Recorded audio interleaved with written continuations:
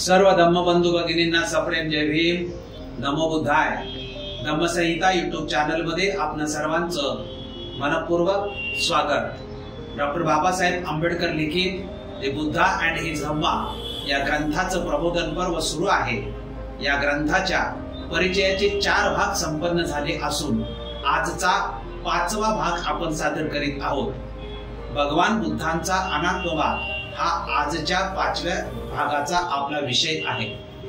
विषयाचे अथवा शीर्षकाचे स्पष्टीकरण असे की द बुद्ध अँड हिज धम्मा या ग्रंथाच्या परिचयामध्ये डॉक्टर बाबासाहेब आंबेडकरांनी जे 4 प्रश्न दिले आहेत त्यातील आत्मा, कर्म व पुनर्जन्माच्या सत्याबाबतचा 3रा प्रश्न आहे। आत्मा, कर्म व पुनर्जन्म हा विषय समजावून सांगण्यासाठी आणि समजावून घेण्यासाठी तसा साधा आणि सोपा नाही। आत्मा, कर्म आणि पुनर्जन्म हे 3 विषय हे बौद्ध धम्मातील 3 स्वतंत्र सिद्धांत आहेत। या 3 विषयांचा एकत्रित अभ्यास केल्यास विषय समजून घेण्याच्या दृष्टिकोनातून थोडासा गोंधळ होऊ शकतो आणि म्हणून मी हे 3 विषय 3 स्वतंत्र भागात मांडण्याचा निर्णय घेतलेला आहे। या 3 विषयातील पहिला विषय आत्म्याच्या सत्यतेबद्दलचा आहे। तो विषय भगवान बुद्धांचा अनात्मवाद या शीर्षका अंतर्गत तुमच्या समोर मी आज सादर करीत आहे।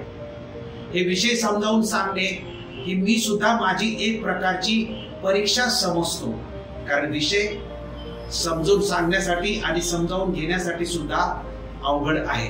म्हणून सर्व धम्मबंधू भगिनींना विनंती आहे की शांतपणे पूर्ण लक्ष केंद्रित करून संपूर्ण प्रवचन ऐकावे।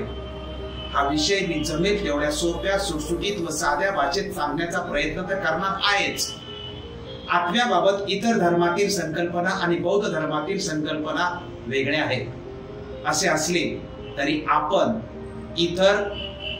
इतर धर्मातील संकल्पनांचा कोणताही संदर्भ घेणार नाही, त्यांचा उल्लेख करणार नाही अथवा कोणताही शेरा सुद्धा मारणार नाही। इथे फक्त आत्म्याच्या सत्यतेबाबत तथागत भगवान गौतम बुद्धाची नेमकी काय भूमिका व स्पष्टीकरण आहे फक्त त्याचाच अभ्यास करणार आहोत।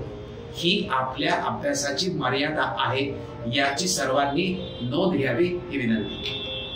डॉक्टर बाबासाहेब आंबेडकरांनी आत्म्याच्या सत्यतेबाबतची भूमिका द बुद्धा अँड हिज धम्मा या त्यांच्या ग्रंथात मांडलेली असतानाही परिचयात वाचकांना स्वतंत्र अभ्यास करायला सांगितलेला आहे। ही एक विशिष्ट गोष्ट आहे, ही वैशिष्ट्यपूर्ण गोष्ट आहे।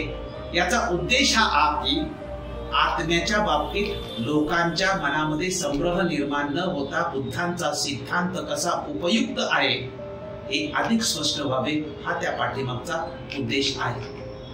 हा जो तथागत भगवान गौतम बुद्धाचा अनात्मवाद हा जो सिद्धांत आहे तो सिद्धांत मी एकूण 11 मुद्द्यामध्ये मांडण्याचा प्रयत्न केलेला आहे। त्यातला पहिला मुद्दा आहे की आत्मा, कर्म व पुनर्जन्म याबाबत डॉक्टर बाबासाहेब आंबेडकरांनी ग्रंथाच्या परिचयात मांडलेली भूमिका। दुसरा मुद्दा आहे की बौद्ध धर्मानुसार आत्म्याची सत्यता समजण्यासाठीचे पायाभूत सिद्धांत व निकष नेमके कोणते आहेत त्याचं स्पष्टीकरण करणार आहोत। तिसऱ्या मुद्द्यामध्ये नाम रूप सिद्धांत, यामध्ये पंचमहाभूते, पंचस्कंद, पंचेंद्रिय, कार्यकारण भाव, प्रतिज्ञा समुत्पाद, भवचक्र आणि धम्मचक्र यांचा थोडक्यामध्ये संक्षिप्त परिचय देणार आहे। चौथ्या मुद्द्यामध्ये बुद्धांच्या अनात्मवादानुसार शरीर, पंचेंद्रिय, पंचस्कंद आत्मा नाही याचं स्पष्टीकरण करणार आहोत। 5व्या मुद्द्यामध्ये नामरूप हा बुद्धांचा आत्म्याच्या विरुद्धचा सिद्धांत आहे त्याचं स्पष्टीकरण करणार आहोत। 6वा मुद्दा भगवान बुद्धांचा कार्यकारण भाव हा सिद्धांत आत्मा नाकारतो। 7वा मुद्दा भगवान बुद्धांचे आत्मा नाकारण्याची जी स्पष्टीकरण सैद्धांतिक आहे ती आपण मांडणार आहोत। 8व्या मुद्द्यामध्ये आत्मा नसल्याचे स्पष्टीकरण करणारे जे बौद्ध अभ्यासक आहेत त्यातील काही अभ्यासकांचं मत तुमच्या समोर स्पष्ट करणार आहे। 9वा जो मुद्दा आहे की जीव जन्माला येण्याच्या प्रक्रियेत आत्मा कुठेच नसतो याचा आपण स्पष्टीकरण करणार आहोत। आणि 10वा डॉक्टर बाबासाहेब आंबेडकरांचे आत्म्याबाबतचे जे स्पष्टीकरण त्यांनी त्यांच्या ग्रंथात मांडलेलं आहे त्याचाही उल्लेख आपण करणार आहोत। आणि शेवट सारांश आणि अनुमान असा एकूण 11 मुद्द्यामध्ये आपण या विषयाचं स्पष्टीकरण करणार आहोत। त्यातील पहिला जो मुद्दा आहे की आत्मा, कर्म आणि पुनर्जन्म याबाबत डॉक्टर बाबासाहेब आंबेडकरांनी त्यांचा बुद्ध आणि त्यांचा धम्म हा जो ग्रंथ आहे या ग्रंथाच्या इंट्रोडक्शन मध्ये जी भूमिका मांडलेली आहे ती भूमिका प्रथम तुमच्या समोर ठेवण्याचा प्रयत्न करतो। मूळ ग्रंथ इंग्रजीत आहेत आणि एकाच पॅरेग्राफ मधली ती भूमिका असल्यामुळे जशीच्या तशी तुमच्या समोर ठेवली तर समजायला अजून सोपं जाईल। म्हणून डॉक्टर बाबासाहेब आंबेडकर परिचयातील तिसऱ्या प्रश्नाबाबत लिहितात की the third problem relates to the doctrine of soul, of karma and rebirth. The Buddha denied the existence of the soul, but he is also said to have affirmed the doctrine of karma and rebirth. At once a question arises, if there is no soul, how there be karma? If there is no soul, how there be rebirth? These are happening questions. In what sense did the Buddha use the words karma and rebirth? Did he use them in a different sense than the sense in which they were used by the Brahmins of his day? If so, in what sense? Did he use them in the same sense in which the Brahmins used them? If so, is there not a terrible contradiction between the denial of the soul and the affirmation of the karma and rebirth? This contradiction needs to be resolved. याचा मराठीत अनुवाद असा आहे। Doctor Babasaheb Ambedkar परिचयातील तिसऱ्या प्रश्नाबाबत लिहितात की तिसरा प्रश्न आत्मा, कर्म आणि पुनर्जन्म या सत्याबद्दलचा आहे। बुद्धाने आत्म्याचं अस्तित्व नाकारलं आहे, पण त्याने कर्म आणि पुनर्जन्म याबद्दलची तत्वे दृढतया प्रतिपादन केली आहेत असे सांगितले जाते। मग लगेच प्रश्न उपस्थित होतो, जर आत्मा नाही तर कर्म कसा असू शकेल? जर आत्मा नाही तर पुनर्जन्म कसा असू शकेल? हे गोंधळ निर्माण करणारे प्रश्न आहेत बाबासाहेबांना। बुद्धाने कर्म आणि पुनर्जन्म हे शब्द कोणत्या अर्थी वापरले? त्या काळी ब्राह्मण वापरत त्यापेक्षा निराळ्या अर्थी हे शब्द त्यांनी वापरले काय? असे जर असेल तर मग कोणत्या अर्थी? ब्राह्मण वापरत त्याच अर्थी त्याने हे वापरले काय? असे जर असेल तर आत्म्याचा अस्वीकार आणि कर्म व पुनर्जन्म यांचे दृढ प्रतिपादन ही भयानक विसंगती नाही काय? मग ही विसंगती उकलण्याची आवश्यकता आहे असं डॉक्टर बाबासाहेब आंबेडकरांनी परिचयामध्ये हा मुद्दा स्पष्ट केलेला आहे। आता आपण आत्म्याचा जो अनात्मवाद डॉक्टर तथागत भगवान गौतम बुद्धाचा जो सिद्धांत आहे त्याला सुरुवात करण्यापूर्वी बौद्ध धर्मानुसार आत्म्याची सत्यता समजण्यासाठीचे जे पायाभूत सिद्धांत अथवा जे निकष आहेत ते निकष कोणते आहेत ते समजून घेण्याची आवश्यकता आहे। बौद्ध धर्मातील कोणताही विषय आणि विशेषतः आत्म्याची सत्यता समजून घ्यावयाची असेल तर काही पायाभूत सिद्धांत माहित असलेच पाहिजेत, ही कंपल्सरी किंवा सक्तीची अट आहे। हे पायाभूत सिद्धांत आत्म्याची सत्यता समजून घेण्याचे निकष आहेत। आत्म्याची सत्यता आणि बुद्धाचा अनात्मवाद समजून घेण्याचे निकष काळजीपूर्वक अभ्यासले पाहिजेत। जर हे सिद्धांत माहित नसतील तर बौद्ध धम्म आणि आत्म्याची सत्यता समजणे कठीण होईल।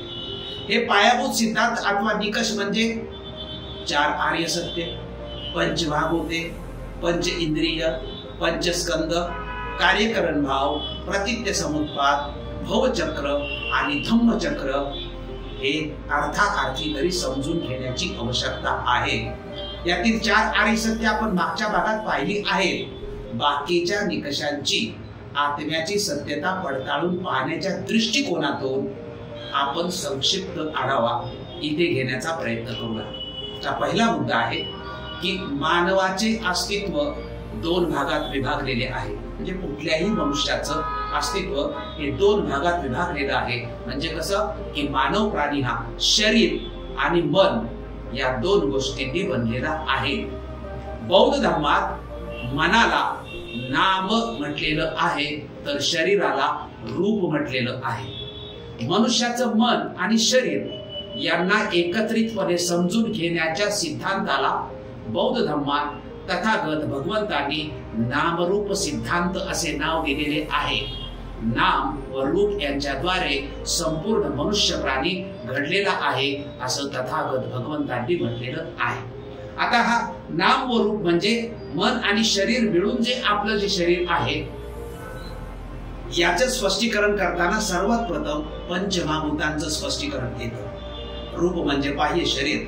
मनुष्याचं जे हे शरीर आहे हे शरीर निसर्गातील पंचमहाभूतांनी बनलेलं आहे। ही पंचमहाभूते म्हणजे निसर्गच होय, हेही आपण लक्षात घेतलं पाहिजे। निसर्गातील ही पंचमहाभूते म्हणजे कोणती? तर 1 पृथ्वी, 2 आप म्हणजे पाणी, 3 तेज म्हणजे उष्णता आणि 4 वायू आणि 5 अवकाश। किती पंचमहाभूते आहेत? पृथ्वी, आप, तेज, वायू आणि अवकाश होत। या पंचमहाभूतांना पंचतत्व असेही संबोधले जाते। निसर्गातील पंचमहाभूते आणि मनुष्याच्या शरीरातील पंचमहाभूते यांचा बुद्धाने बौद्ध धर्मात सांगितलेला तुलनात्मक अर्थ संक्षिप्त स्वरूपामध्ये मी तुमच्या समोर ठेवण्याचा प्रयत्न करतो की जेणेकरून समजण्यासाठी सोपं जाईल। म्हणजे बाहेरचा निसर्गातील पृथ्वी धातू आणि शरीराच्या दृष्टिकोनातून पृथ्वी, आप, तेज, वायू आणि आकाश या पंचमहाभूतांनी बनलेलं शरीर आहे, त्याच्यातला पृथ्वी धातू याचं स्पष्टीकरण करताना तथागतांनी असं स्पष्टीकरण केलेलं आहे की मानवाच्या शरीरातील कठीण पदार्थ हे पृथ्वी धातूचे प्रतीक आहेत। निसर्गातील पृथ्वी धातू म्हणजे डोंगर, दगड, माती, हिरे, लोखंड व इतर धातू इत्यादी जड व कठीण पदार्थ। आणि मनुष्याच्या शरीरातील कठीण पदार्थ म्हणजे हाडे, मांस, नखे, केस इत्यादी गोष्टी होत। दुसरा धातू आप धातू। निसर्गातील आप धातू म्हणजे पाणी होय। या विश्वातील पाणी म्हणजे नद्या, महासागर, बर्फ, वाफ, तेल व इतर द्रव पदार्थ होय। मनुष्याच्या शरीरातील द्रव पदार्थ म्हणजे रक्त, अश्रू व इतर पातळ द्रव्य होय। तिसरा जो धातू आहे तेज धातू। निसर्गातील तेज धातू म्हणजे उष्णता किंवा आग होय। सूर्य, पृथ्वीवरील ज्वालामुखी, अग्नी व उष्णता म्हणजेच तेज धातू होय। मनुष्याच्या शरीरात सुद्धा जनन क्रिया कायमस्वरूपी चालू असते। जिवंत शरीराचे विशिष्ट असे तापमान कायमस्वरूपी असते। चौथा धातू वायू धातू। म्हणजे निसर्गातील वायू धातू म्हणजे हवा व इतर वायू हो। मनुष्य प्राण्यास प्राणवायू अतिशय आवश्यक आहे। वनस्पती किंवा कुठलाही सजीव हवेशिवाय जगू शकत नाही। मनुष्याच्या शरीरात सुद्धा वायू आहेत। हे श्वसन क्रिया म्हणजेच प्राणवायू घेणे व कार्बन डायऑक्साइड वायू सोडणे होय। श्वसन क्रिया थांबली की आपले जीवन सुद्धा संपलेच। आणि पाचवा धातू आकाश धातू। पंचमहाभूतातील शेवटचा निसर्गातील धातू म्हणजे अवकाश होय।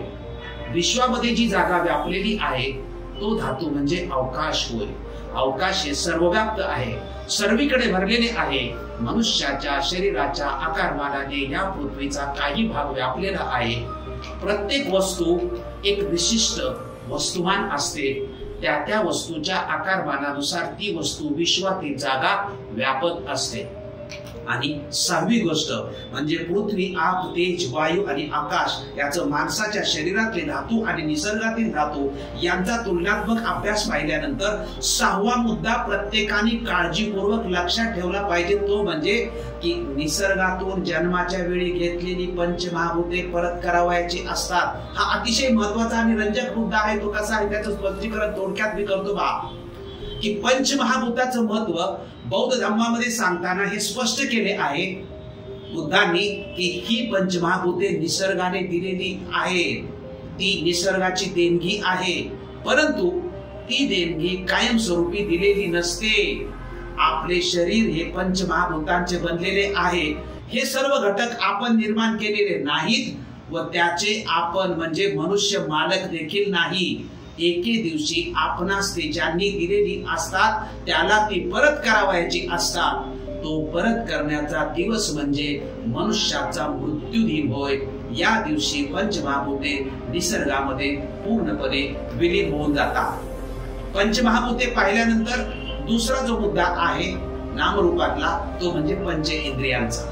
कोणती पंचेंद्रिय? 5 डोळे, नाक, कान, जीभ व त्वचा ही 5 इंद्रिय म्हणजे पंचेंद्रिय होत। बौद्ध धम्मानुसार पंच इंद्रियाद्वारे आपल्या रूपाची म्हणजेच शरीराची जाणीव आपल्याला होते आणि बाहेरच्या जगाचं दर्शन व ज्ञान या 5 इंद्रियाद्वारे होत असते।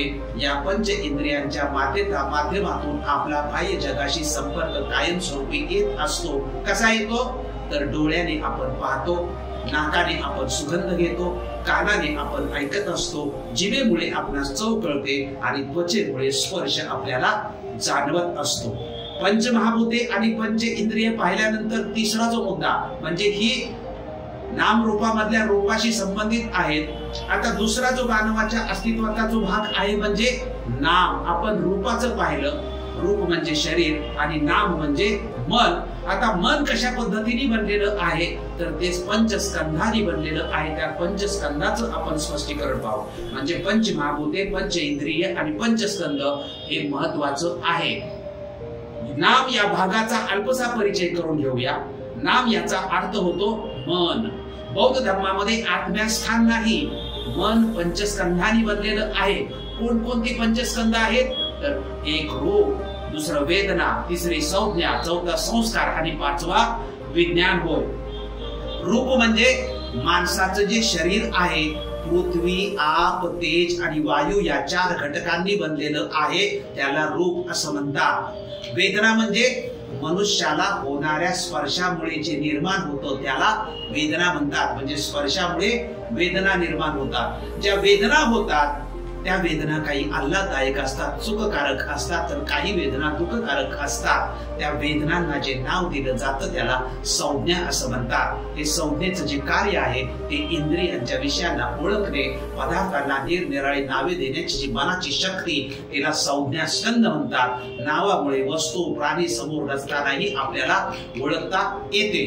चौथा जो आहे तो संस्कार म्हणजे संज्ञा झाल्यानंतर जी गोष्ट आहे ती क्रमाक्रमाने प्रत्येक मनुष्याचे मनाचे व्यवहार चालतात त्या सगळ्यांना संस्कार असं म्हटलं जातं। आणि शेवटचा 5वा जो स्कंद आहे तो विज्ञान स्कंद म्हणजे सर्वच्या सर्व 52 चेतसिका आपल्याला झालेली जाण विज्ञान स्कंदाला म्हणजे सत्सद विवेक बुद्धीला पोहोचवतात। सर्व चेतसिका एकमेकावर अवलंबून आहेत। मन या इंद्रियाने मानसिक दृष्टीची ओळख होते, परंतु इतर जशी 5 इंद्रिय आहेत तशा प्रमाणे मन हे इंद्रिय बाह्य जगाला किंवा कोणालाही दिसत नाही। मन आणि पंच इंद्रिय यांनी चेतवल्यामुळे जे जागृत होतं त्याला विज्ञान असं म्हटलेलं आहे। मनाचे घटक एकत्र असतात, वेदना, संज्ञा, संस्कार, विज्ञान आणि मनाचं कार्य हे नेहमीच एकत्र असतात। ते एकमेकापासून कधीही वेगळं करून दाखवता येत नाही। याचा सगळ्यांचा आपण पंचमहाभूत पाहिली, पंच इंद्रिय पाहिलं आणि पंचस्कंद पाहिलं। पुन्हा त्याचा सारांश थोडक्यात घ्यायचा असं म्हटलं तर मानवाचं संपूर्ण अस्तित्व म्हणजे नाम व रूप सिद्धांत होय। हे पंचस्कंदामध्ये नाम रूप दोन्हीही मिळून विभागलेलं आहे। पंचस्कंद म्हणजे रूप, वेदना, संज्ञा, संस्कार आणि विज्ञान होय। त्याच्यातलं 1 नंबरचं रूप हे प्रामुख्याने पृथ्वी, आप, तेज, वायू यांच्या मिळून बनलेलं आहे। कान, नाक, डोळे, जीभ, त्वचा या पंच इंद्रियामार्फत जगाचं ज्ञान होत असतं त्या रूपाला। दुसरा नाम म्हणजे मन, यात वेदना, संज्ञा, संस्कार व विज्ञान समाविष्ट असतं। विज्ञान म्हणजे चेतना ही पृथ्वी, आप, तेज, वायू यांच्या मिश्रणाने तयार होते। माणसाच्या जन्माबरोबर विज्ञानाची किंवा चित्ताची उत्पत्ती होते व मरणाबरोबर विज्ञान नाश पावतो। शरीर अथवा रूप आहे तर त्याच्या बरोबरच नाम किंवा विज्ञान आहे। म्हणजे जोपर्यंत शरीर जिवंत आहे म्हणजे नाम आणि रूप हे त्याच्या बरोबर कायमस्वरूपी विज्ञान असते। आता आपण कार्यकारण भाव, प्रतित्य समुत्पाद आणि भवचक्र आणि धम्मचक्र यांची थोडक्यामध्ये माहिती घेऊ। कारण आपण पंचमहाभूते, पंच इंद्रिय आणि पंचस्कंद पाहिल्यानंतर हे सुद्धा 3 सिद्धांत पाहण्याची आपल्याला आवश्यकता आहे। त्याच्यातला पहिला कार्यकारण भाव। बुद्धांनी म्हटलं आहे की कारणाशिवाय कोणतीही गोष्ट घडत नाही। हे निर्माण झाले म्हणून ते निर्माण झालं, हे निर्माण झालं म्हणून ते निर्माण झालं, हे नष्ट करा म्हणजे ते नाहीसे होईल। प्रत्येक गोष्टीला कारण आहे. कारण नष्ट केल्यास ती गोष्ट निर्माणच होणार नाही. भगवान बुद्ध सारीपुत्त व मोगलाईन यांना पाहून म्हणतात की मनाचे सर्व धर्म कारणामुळे उत्पन्न होतात. ती कारणे तथागतांनी सांगितली आहेत. त्या कारणांचा निरोध म्हणजे नाश कसा करावा हे सुद्धा भगवान बुद्धांनी स्पष्ट केलेलं आहे. मी डायरेक्ट तुम्हाला या गाथेचा मराठीतला अनुवाद सांगितलेला आहे, ती गाथा न म्हणता. त्यानंतर कार्यकारण भाव नंतर दुसरा जो सिद्धांत आहे प्रतित्य समुत्पाद. प्रतित्य समुत्पादाचा अर्थ काय? यात दोन शब्द आहेत, प्रतित्य आणि समुत्पाद. प्रतित्य म्हणजे निर्माण होऊन वाढणे व मग नष्ट होणे, आणि समुत्पाद म्हणजे त्याच क्षणी दुसरे निर्माण होणे. एक मनोधर्म निर्माण होतो, त्याची वाढ होते, मग तो नष्ट होतो व तो नष्ट होत असतानाच दुसरा मनोधर्म निर्माण होतो. त्याला प्रतित्य समुत्पाद असं म्हटलेलं आहे. कार्यकारण भाव, प्रतित्य समुत्पाद आणि भवचक्र. भवचक्राचा सिद्धांत कसा आहे तर धम्मचक्र प्रवर्तन सूत्रामध्ये तथागत भगवंतांनी सांगितलेलं आहे की माणसाच्या जीवनात दुःख निर्माण करणाऱ्या 12 कारणांचा एक समुच्चय आहे.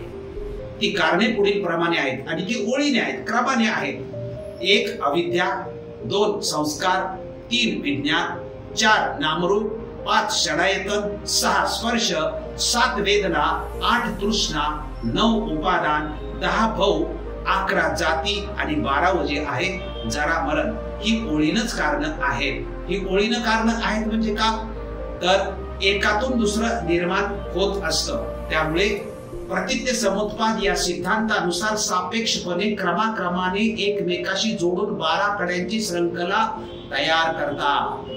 या श्रृंखलांना बौद्ध साहित्यामध्ये भवचक्र असं म्हणतात. हे भवचक्र कसं असतं?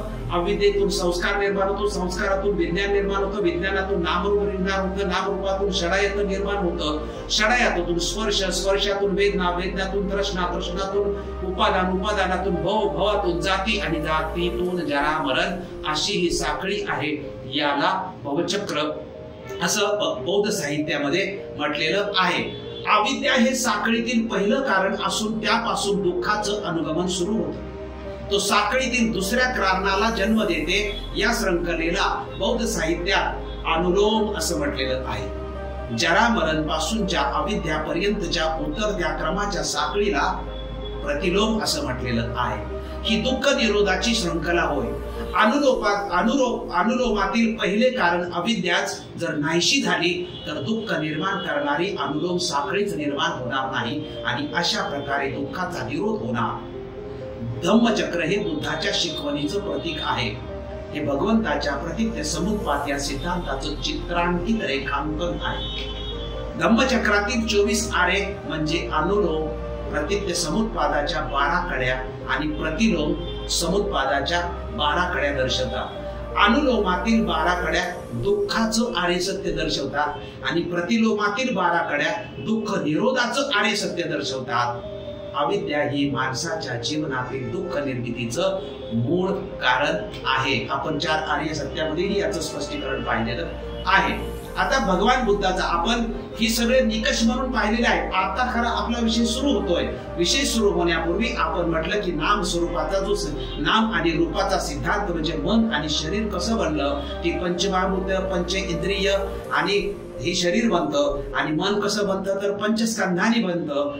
आपण पंचमहाभूते पाहिले, पंच इंद्रिय पाहिले, पंचस्कंद पाहिलं, त्यानंतर प्रतित्य समुत्पाद पाहिला, कार्यकारण भाव पाहिला, भवचक्र पाहिलं. हे सगळे आपण बेसिक अनात्मवाद समजून घेण्याचे निकष म्हणून पाहिलेले आहेत. हे आपण लक्षात घेतलं पाहिजे. त्यामुळे बुद्धाच्या नामरूप सिद्धांतातील पंचमहाभूते, पंच इंद्रिय, पंचस्कंद, कार्यकारण भाव, प्रतित्य समुत्पाद व भवचक्र सिद्धांताचा संक्षिप्त अर्थ पाहिला. आता आपण याच सिद्धांतात अथवा निकषाच्या आधारावरती आत्म्याच्या सत्यतेचा अभ्यास करणार आहोत. तथागत भगवान गौतम बुद्धांनी अनंत लाखन सूक्त सांगितलेलं आहे आणि या सूत्रामध्ये शरीर, पंच इंद्रिय व पंचस्कंद आत्मा नाहीत याचं स्पष्टीकरण केलेलं आहे. ते स्पष्टीकरण थोडक्यामध्ये तुमच्यासमोर मांडण्याचा प्रयत्न करतोय. हे अनंत लाखन सूक्त मध्ये भगवान बुद्धांनी अनात्मवादाची लक्षणं सांगितलेली आहेत.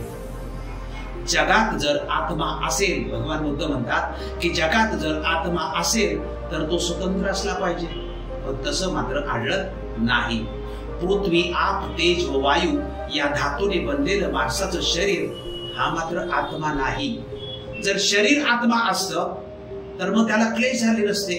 आत्मा म्हणू शकला असता की माझे शरीर असे व्हावे किंवा तसे नसावे, पण हे शक्य होत नाही. आणि प्रत्येक मनुष्याचे शरीर हे कालमानाप्रमाणे किंवा जन्मापासून मृत्यूपर्यंत सातत्याने कायमस्वरूपी बदलत असते. म्हणून बुद्ध म्हणतात की शरीर हे आत्मा असू शकत नाही. त्यानंतर दुसरा मुद्दा म्हणतात याच सूत्रामध्ये की पंच इंद्रिय सुद्धा आत्मा असू शकत नाही. पंच इंद्रिय म्हणजे बुद्ध म्हणतात की डोळे, कान, नाक, जिव्हा आणि त्वचा ही इंद्रिय व या इंद्रियांचे विषय हे अनित्य आहेत, हे दुःखकारक आहेत आणि ते परिवर्तनशील आहेत. त्यामुळे इंद्रिय सुद्धा आत्मा असू शकत नाही. तिसरा मुद्दा तथागत सांगतात की पंचस्कंद म्हणजे आत्मा नाही. म्हणजे पंचस्कंदातील इतर जे स्कंद आहेत, कुठली? वेदना, संज्ञा, संस्कार आणि विज्ञान सुद्धा आत्मा असू शकत नाही. कारण डोळे, कान, नाक, जिव्हा आणि काया ही इंद्रिय व त्यांचे विषय हे अनित्य आहेत. तसेच वेदना स्कंद, संस्कार स्कंद, विज्ञान स्कंद हे सुद्धा अनित्य आहेत, ते सुद्धा दुःखकारक आहेत आणि परिवर्तनशील आहेत. म्हणून पंचस्कंद सुद्धा आत्मा असू शकत नाही. आता बघा, 3 गोष्टी सांगितलेल्या आहेत. म्हणजे आत्मा नसल्याची जाणीव ज्याला होते त्याबद्दलची आसक्ती सुद्धा संपले. बुद्ध कसं म्हणतात पहा की अशा तऱ्हेने विश्लेषण केल्यानंतर भूतकाळातील, भविष्य काळातील आणि वर्तमान काळातील शरीरातील किंवा शरीराबाहेरील कोणतीही गोष्ट मी नाही, माझा आत्मा नाही असे समजले पाहिजे. आणि असा उपदेश केल्यानंतर बुद्ध म्हणतात की अशा तऱ्हेची मनुष्याला जेव्हा जाणीव होते तेव्हा आत्मा या गोष्टीबद्दलची त्याची आसक्ती म्हणजेच उत्पादन नष्ट होते आणि तो काय होतो? मुक्त होतो. या सूत्राचा सारांश कसा आहे तर बुद्ध म्हणतात की पृथ्वी, आप, तेज, वायूने बनलेलं हे जे शरीर आहे या शरीराला आत्मा म्हणता येत नाही किंवा ते शरीर आत्मा नाही. कान, नाक, डोळे, जीभ व त्वचा ही जी पंचेंद्रिय आहेत याला सुद्धा आत्मा म्हणता येत नाही. रूप, वेदना, संज्ञा, संस्कार या विज्ञानाने बनलेलं जे मन आहे त्याला सुद्धा आत्मा म्हणता येत नाही. मग काय शिल्लक राहतंय? मग काही शिल्लक राहत नाही. आणि शरीराच्या बाहेर जे काही असेल तो मी नाही. शरीराच्या बाहेरची कोणतीच गोष्ट माझी असत नाही. शरीराबाहेर आत्माही असू शकत नाही. मनुष्याला समजल्यावर तो आत्मा या संकल्पनेपासून मुक्त होतो, स्वतंत्र होतो असा तथागत भगवान गौतम बुद्ध म्हणतात. म्हणजे आता काय पाहिलं आपण सिद्धांत तर तथागत म्हणतात की आत्मा नाही. मग आत्मेच्या विरोधामध्ये जो तथागतांनी सिद्धांत मांडलेला आहे त्या सिद्धांताला नामरूप सिद्धांत म्हणतात. म्हणजे बुद्धाचा आत्म्याच्या विरुद्धचा जो सिद्धांत आहे त्या सिद्धांताला काय म्हणतात? नामरूप सिद्धांत म्हणतात. आत्म्याचे अस्तित्व मान्य करणाऱ्या सिद्धांताच्या विरोधात भगवान बुद्धांनी आपला नामरूप सिद्धांत मांडलेला आहे. हा नामरूप सिद्धांत विभज्यवादाच्या द्वारे केलेल्या परीक्षणाचा परिणाम आहे. म्हणजे रूपातील म्हणजे शरीरातील पृथ्वी, आप, तेज, वायू, पंचेंद्रियातील कान, नाक, डोळे, जीभ, त्वचा, नामातील रूप, वेदना, संज्ञा, संस्कार, विज्ञान या सर्व घटकांचा बुद्धांनी स्वतंत्रपणे अभ्यास करून त्याचे परिणाम सांगितले आहेत. या सर्वांच्या सूक्ष्म परीक्षणातून नामरूपाचा आत्म्याशी काहीही संबंध नसल्याचा सिद्धांत तथागत भगवंतांनी मांडलेला आहे. मानवाच्या व्यक्तिमत्वाचा अथवा मानवाच्या अतिसूक्ष्म व काटेकोर विश्लेषणाचा हा परिणाम आहे हे लक्षात घेतलं पाहिजे. बुद्ध म्हणतात की नाम रूप ही प्राण्यांची सामूहिक संज्ञा आहे. नाम म्हणजे काय? मन. आणि रूप म्हणजे काय? शरीर. ही प्राण्यांची सामूहिक संज्ञा आहे. भगवान बुद्धांच्या मते प्राणी हा भौतिक म्हणजेच निसर्ग, पृथ्वी, आप, तेज, वायू आणि काही मानसिक तत्व यांच्या संमिश्रणाचा परिणाम आहे. त्यामुळे या भौतिक आणि मानसिक तत्वांना स्कंद असं म्हटलेलं आहे आणि ती स्कंद दोन भागामध्ये विभागलेली आहेत, एक रूपस्कंद आणि दुसरं नामस्कंद. रूप म्हणजे शरीर आणि नाम म्हणजे मन. रूपस्कंद हे जड वस्तूचं मिळून बनलेलं असतं, म्हणजे कुठल्या तर पृथ्वी, आप, तेज, वायू हे जे शरीराचे घटक आहेत त्यातून बनलेलं असतं. आणि नामस्कंद म्हणजे चेतना. माणसाच्या जन्माबरोबरच विज्ञानाची उत्पत्ती होते आणि त्याच्या मृत्यूबरोबरच विज्ञानाचा नाश पण होतो. भगवान बुद्धाने म्हटले आहे की जेथे शरीर आहे तेथे त्याच्यासह नाम सुद्धा आहे, म्हणजे जिथे शरीर आहे तिथे मन सुद्धा आहे. जेव्हा विज्ञानाचा म्हणजे चेतनेचा उदय होतो तेव्हा मनुष्य जीवित प्राणी बनतो. म्हणूनच विज्ञान हे माणसाच्या जीवनातील प्रधान वस्तू आहे. म्हणून नामरूप स्कंधाला चेतना असे म्हणतात. या नामस्कंधामध्ये वेदना, संज्ञा, संस्कार आणि विज्ञान हे सामावलेले 4 घटक आहेत. आता आत्मा नसल्याचे स्पष्टीकरण करणारे जे बौद्ध अभ्यासक अनेक आहेत, त्यातील निवडक अभ्यासकांचं स्पष्टीकरण तुमच्या समोर थोडक्यात मांडण्याचा मी प्रयत्न करतो.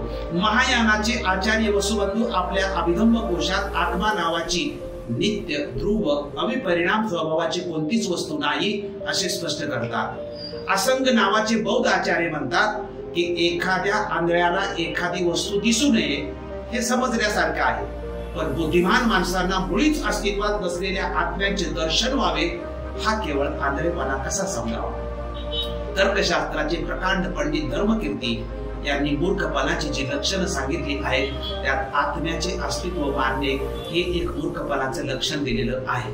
डॉक्टर मदन आनंद कौशल्या यांनी लिहितात की आपण जर आत्म्याला नित्य मानले तर त्याचा अर्थ भगवान बुद्धांच्या प्रतित्य समुत्पादाचा सिद्धांत न मानणे, जो बुद्ध धम्माचा आधारस्तंभ आहे. जर मानवाच्या चिंतनाला कोणती विशेष देणगी या बौद्ध धम्माने दिली असेल असा प्रश्न जर केला तर त्याचे एकच उत्तर आहे, अनात्मवाद. भगवान बुद्धांचा कार्यकारण भाव हा सिद्धांत सुद्धा आत्मा नाकारतो. कसा ते पहा. बौद्ध धम्माचा एकच सिद्धांत ज्याला क्रियाकारित्वाचा म्हणजेच कार्यकरण भावाचा सिद्धांत म्हणतात. या सिद्धांताचा अभिप्राय आहे की आपण फक्त त्याच वस्तूचे अस्तित्व स्वीकारतो ज्याचे काही कारण आहे. डोळ्याचे कार्य बघण्याचे आहे, बघण्याचे जे कारित्व आहे त्यामुळे आपण डोळ्याचे अस्तित्व मान्य करू शकतो. हीच बाब किंवा हाच सिद्धांत नाकाला, कानाला, जीवाला आणि स्पर्श या इंद्रियांना लागतो. बुद्धत्व प्राप्तीनंतर बुद्धांनी जगामध्ये शब्द उच्चारले होते की या जगात जे काही आहे किंवा घडत आहे त्याचा काही ना काही हेतू आहे. हेतू शिवाय जीवनात काहीही घडत नाही. कार्यकारणाच्या शृंखलेत आत्म्याला कुठेही स्थान नाही असं तथागत भगवान गौतम बुद्ध हे स्पष्ट करतात. आता भगवान बुद्धांच्या बरोबर महाली आदि याज्ञवल्क्य ऋषी बरोबर आत्म्यासंबंधीची चर्चा झाली, त्याचं थोडक्यामध्ये तुमच्या समोर मांडण्याचा मी प्रयत्न करतो. भगवान बुद्धांनी महालीला स्पष्ट शब्दात सांगितले आहे की आत्मा नावाची काही वस्तू नाही. म्हणूनच त्यांच्या सिद्धांताला सुद्धा अनात्मवाद असं म्हटलेलं आहे. भगवान बुद्धांनी अनात्मवादाचे दर्शन देऊन जगात सामान्य माणसाला जीवन जगण्याचा, उन्नतीचा मार्ग खुला केलेला आहे. याज्ञवल्क्य ऋषी बरोबरची चर्चा झाली. भगवान बुद्धाने आत्म्याच्या अस्तित्वाला नाकारले तेव्हा याज्ञवल्क्य हा ऋषी बुद्धांकडे त्यावर चर्चा करायला गेला. तेव्हा भगवंताने त्याला विचारले की माणूस मरत असताना आजपर्यंत आत्म्याला शरीराच्या बाहेर जाताना कोणी बघितले का? बघितले असेल तर त्याचा आकार कसा व केवढा, त्याचा रंग कसा, तो घनरूपात आहे की द्रव रूपात आहे की वायू रूपात आहे हे सांगू शकता काय? त्याला ऋषींनी नाही असं उत्तर दिलं. भगवान बुद्धांनी आत्म्याच्या अस्तित्वाबद्दल याज्ञवल्क्य ऋषीला निरुत्तर केले व त्यांना समजावून सांगितले की आत्म्याचे तुम्ही म्हणता ते कार्य नामस्कंद म्हणजे विज्ञान अथवा चेतना करते. म्हणून नामस्कंद ज्यामुळे शरीराला जीवितपणा प्राप्त होतो ते विज्ञान, वेदना, संज्ञा आणि संस्कार या 3 संधाचा परिणाम म्हणून उत्पन्न होते. व्यक्तीच्या मृत्यूनंतर शरीराचे 4 भौतिक घटक जे विघटित होऊन अवकाशात असतात त्याच्याच सोबत नामस्कंद म्हणजे विज्ञान असतं. म्हणजे मातेच्या अन्नातून जे भौतिक घटक बाळाला मिळतात व त्यामुळे गर्भाच्या शरीराची अवयवाची वाढ गर्भात शरीराची व अवयवाची वाढ होत जाते, त्याचबरोबर त्याच्या विज्ञानाची म्हणजेच नामस्कंदाचीही म्हणजेच मनाची वाढ होते। अशा प्रकारे अर्भकाला जीवितपणा प्राप्त होतो। इतर धर्मात आत्म्याचे जे काम सांगितले आहे, बुद्ध म्हणतात ते काम बौद्ध धर्मात विज्ञान करते असं बुद्धाने स्पष्ट केलेलं आहे। अतिशय महत्वाचा आणि सर्वांना माहित असणारा मुद्दा म्हणजे की जीव जन्माला येण्याच्या प्रक्रियेत आत्मा कुठेच नसतो। शास्त्रानुसार जेव्हा पुरुषाच्या वीर्य जंतूचा स्त्रीच्या गर्भाशयातील अंड्याशी संयोग होतो तेव्हा गर्भाशयात जीवाची सुरुवात होते। वीर्य जंतूचे अंड्यातील केंद्राणूत म्हणजे न्यूक्लियस मध्ये प्रवेश होतो व दोन सजीव पदार्थांच्या दोन कणांच्या संयोगाने नवीन जीवाच्या उत्पत्तीचा प्रारंभ होतो। आजकाल तर सोनोग्राफी या तंत्राद्वारे 5व्या 6व्या महिन्यानंतर गर्भाशयातील बाळाची हालचाल पाहता येते, त्याच्यातील व्यंग आणि आपण प्रत्यक्ष पाहू शकतो। अशा प्रकारे नामरूपाने पूर्णपणे बनलेला जीव जन्माला येतो तेव्हा बाहेरच्या आत्म्याची त्याला काय आवश्यकता आहे? म्हणून भगवंताने आत्म्याच्या अस्तित्वालाच मानलेलं नाही। डॉक्टर बाबासाहेब आंबेडकर बुद्ध आणि त्यांचा धम्म या ग्रंथात म्हणतात की बुद्धांनी आत्म्याच्या अस्तित्वाची चर्चा ईश्वराच्या अस्तित्वाच्या चर्चे इतकीच निरुपयोगी मानते। ईश्वराच्या अस्तित्वा इतकाच आत्म्याच्या अस्तित्वा संबंधीचा विश्वास हा सम्मादिष्टीला घातक आहे। ईश्वरावरील विश्वास हा ज्या प्रकारे भ्रामक समजुती निर्माण करतो त्याचप्रमाणे आत्म्याच्या अस्तित्वावरील विश्वास भ्रामक समजुतींना निर्माण करतो। बुद्ध आणि कार्ल मार्क्स या ग्रंथामध्ये डॉक्टर बाबासाहेब आंबेडकर नमूद करतात की बुद्धाने आपल्या तत्वज्ञानाची उभारणी किंवा धम्माची उभारणी ईश्वर, आत्मा किंवा अशाच अनाकरणीय बाबीवरती केलेली नाही। त्यांनी मानवाच्या वास्तव जीवनाकडे अंगुली निर्देश करून आपले खरे तत्वज्ञान मांडले। भगवान बुद्धाच्या मतानुसार प्राणी काही भौतिक तत्व आणि काही मानसिक तत्व यांच्या संमिश्रणाचा परिणाम आहे। बाबासाहेब आंबेडकरांनी बुद्ध आणि त्यांचा धम्म या ग्रंथामध्ये एक उदाहरण सुद्धा दिलेलं आहे। बुद्ध आणि त्यांचा धम्म या ग्रंथाच्या पृष्ठ क्रमांक 204 या ग्रंथात विज्ञानाचे उदाहरण दिले बाबासाहेब म्हणतात की जेथे जेथे विद्युत क्षेत्र असते तेथे तेथे त्याच्या सोबत सतत आकर्षण क्षेत्र म्हणजे चुंबकीय क्षेत्र सुद्धा असते। शरीर आणि विज्ञान म्हणजे रूप स्कंद आणि नाम स्कंद म्हणजे शरीर आणि मन यांच्यामध्ये सुद्धा अशाच प्रकारचा संबंध आहे असे का समजू नये असे डॉक्टर बाबासाहेब आंबेडकर म्हणतात। आकर्षण क्षेत्र हे विद्युत क्षेत्राच्या संबंधात प्रेरित क्षेत्र समजलं जातं, त्याचप्रमाणे विज्ञान हेही रूपस्कंदाचे प्रेरित क्षेत्र का म्हणून समजू नये? म्हणून विज्ञान म्हणजे मन हे प्राणी मात्राच्या जीवनातील प्रधान वस्तू आहे। प्राण्यांच्या सर्व क्रिया विज्ञानामुळेच होतात। आता तर मनोविज्ञान शास्त्रज्ञांच्या शोधातून सिद्ध झाले आहे की माणसाचे मन विज्ञान हे चेतातंतूच्या जाळ्याचे बनलेले असून ते मेंदूच्या एका भागात असते। ते माणसाच्या इंद्रियाद्वारे बाह्य जगाचे जे ज्ञान प्राप्त होते ते ग्रहण करून मेंदूच्या इतर मज्जातंतूच्या जाळ्याने बनलेल्या मेंदूच्या निरनिराळ्या क्षेत्रात केंद्राकडे पाठवण्याचे काम सातत्याने करत असते। अशा प्रकारे आपण एकंदरीत 11 मुद्द्यांचं थोडक्यामध्ये स्पष्टीकरण केलं, त्याचा सारांश तुमच्या पुढे मांडतो आणि थांबतो। एकूण 11 मुद्द्यात या विषयाची आपण मांडणी केली, त्याचा पुन्हा एकदा रिव्हिजन किंवा सारांश रूपाने पाहू। आत्मा, कर्म व पुनर्जन्म बाबत डॉक्टर बाबासाहेब आंबेडकरांच्या भूमिकेचे स्पष्टीकरण केलेलं आहे ते प्रथम आपण पाहिलं। त्यानंतर बौद्ध धर्मानुसार आत्म्याची सत्यता समजण्यासाठीचे पायाभूत सिद्धांत किंवा निकष म्हणजे नामरूप सिद्धांतातील पंचभाव होते, पंचस्कंद, पंचेंद्रिय, तसेच सिद्धांतामध्ये कार्यकारण भाव, प्रतीत समुत्पाद, भवचक्र आणि धर्मचक्र याचेही थोडक्यामध्ये आपण स्पष्टीकरण केले। बुद्धाच्या अनात्मवादानुसार शरीर, पंचेंद्रिय, पंचस्कंद हे आत्मा नाहीत याचं स्पष्टीकरण केलं आपण। नामरूप हा बुद्धाचा आत्म्याच्या विरुद्धचा सिद्धांत जो बुद्धाने मांडला त्याचं स्पष्टीकरण आपण केलं। भगवान बुद्धांचा कार्यकारण भाव हा सिद्धांत आत्मा ही संकल्पनाच नाकारतो याचे स्पष्टीकरण आपण केलं। भगवान बुद्ध महादेव या याज्ञवल्क्य ऋषी यांना आत्मा नसल्याचे स्पष्ट करतात। आत्मा नसल्याचे स्पष्टीकरण करणारे बौद्ध अभ्यासकांचे सुद्धा आपण या ठिकाणी स्पष्टीकरण केलं आणि जीव जन्माला येण्याच्या प्रक्रियेत आत्मा कुठेच नसतो याचेही स्पष्टीकरण आपण केलं। डॉक्टर बाबासाहेब आंबेडकरांचे आत्म्याबाबतचे स्पष्टीकरण पाहिलं। या सर्व मुद्द्यांचा अभ्यासानुसार हे अनुमान आहे की बौद्ध धर्मात आत्मा मानलेला नाही। इतर धर्मात आत्म्याचं जे काम सांगितले आहे ते काम बौद्ध धर्मात विज्ञान अथवा चेतना करतं असं तथागत भगवान गौतम बुद्धांनी ठासून आणि सिद्ध करून दाखवलेलं आहे। हा विषय लक्ष केंद्रित करून ऐकल्यास समजायला सोपा होतो। पुन्हा पुन्हा ऐकला तर धम्म समजून घेण्याचा पाया सशक्त होतो, कारण या भागात मी सर्व सिद्धांत एकत्रित केलेले आहेत आणि हे बेसिक आहे हा विषय समजण्यासाठी।